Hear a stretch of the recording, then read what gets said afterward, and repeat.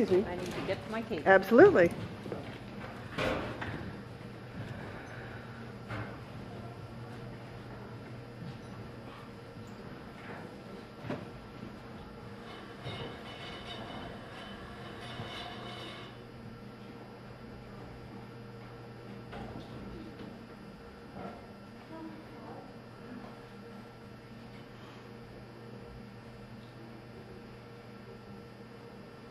Here in West Virginia, we have a 1 in 39 chance of your car hitting a deer in the next year.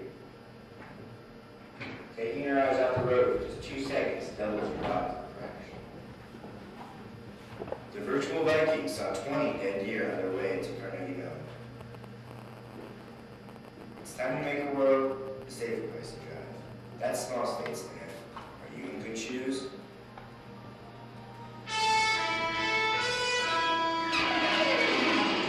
Hello and welcome to VNN. I'm Stephen Warner and this is the News at Noon. Our top story today is deer. Here in Morgantown, we have over 51,000 residents who include the students. Fox News reported that you have 1 deer for every 2 residents in the state. That means just in Morgantown, we have close to 25,000 deer. Wow, that's crazy. If there was just some way for us to know a deer was around, there would be less accidents. In other news, how did WVU students get to classes? Back in 1974, Boeing began construction of their now famous PRT, the elevated tram type system. We have our reporter Terry on scene with one engineer who works on the PRT. Terry? Thanks, Stephen. So, Will, what is the PRT? PRT stands for Personal Rapid Transit System. Does it go fast and up and down like a roller coaster? It's kind of like one because it stays on an elevated track but has 5 stops around the Cape. Sounds like a bus. A PRT is faster and it goes to right where you want to get off. How many people can fit in the PRT? 8 sitting and 14 standing, but the record during Mount Deer Week is 94 students hanging outdoors in the wilderness. Thank you, Will. The PRT sounds like a great transportation device. If only we could bring it down to the roads and off the track. Back to you, Stephen. Now a word from our sponsors. Anti-lock brakes, electronic stability control. Other car companies make everything about the car safer except for the driver. At Fjord, we took the driver out of the driver's seat. Our new Vasa is a totally autonomous car with both auto and manual modes for those days you just feel like driving.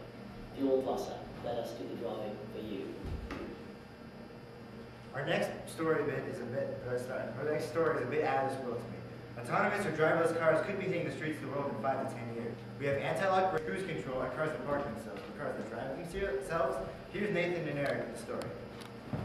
Well, in 1977, Japanese engineers took a fully robotic car on a clearly marked course. In the 80s, DARPA generated the first U.S. road following car. In the 90s, Carnegie Mellon's No Hands Across America campaign created a car that steered itself, while the throttle and brakes were both human control.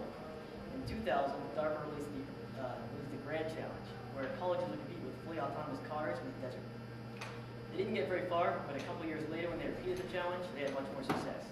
In 2007, DARPA released the Urban Challenge, where colleges would let loose fully autonomous cars in an urban environment, dodging obstacles like other cars and pedestrians. A lot of lasers and sensors later, Carnegie Mellon won the challenge. Eric had a chance to ride Carnegie Mellon's winning truck, Boss. What are your thoughts, Eric? It was awesome. It had cameras, spinning lasers, radars, GPS antennas, and computer power equaling 14 laptops. We rode around the track a bunch of times. The truck avoided obstacles and assessed situations to keep us safe. GM and Carnegie Mellon hope to bring autonomous cars to the market by 2018. Thank you. VNN did a survey to see just what our viewers thought about the possibility of driverless cars in the future.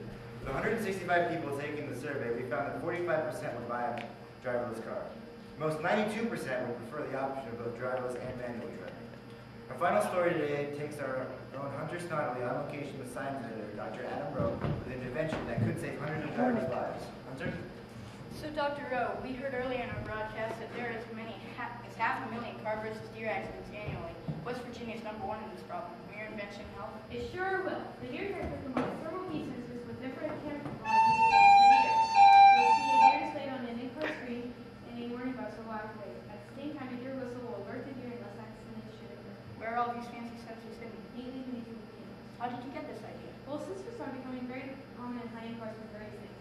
Sooner or later, there will be so many sensors in cars that they will be PRTs or removers. When and where will this technology be available? On 2012 Ford. Good. I can't wait. I just did a deer coming mall the other day.